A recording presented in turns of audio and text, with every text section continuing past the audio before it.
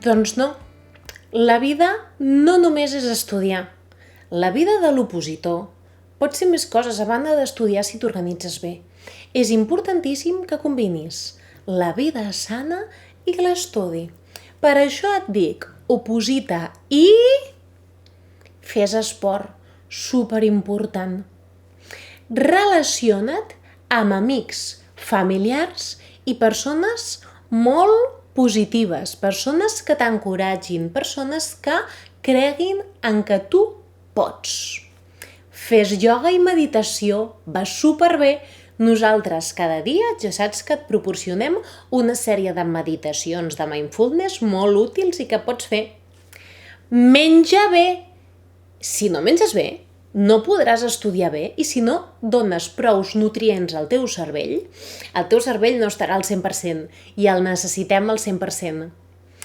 Beu molta aigua, hidrata el teu cos i el teu cervell.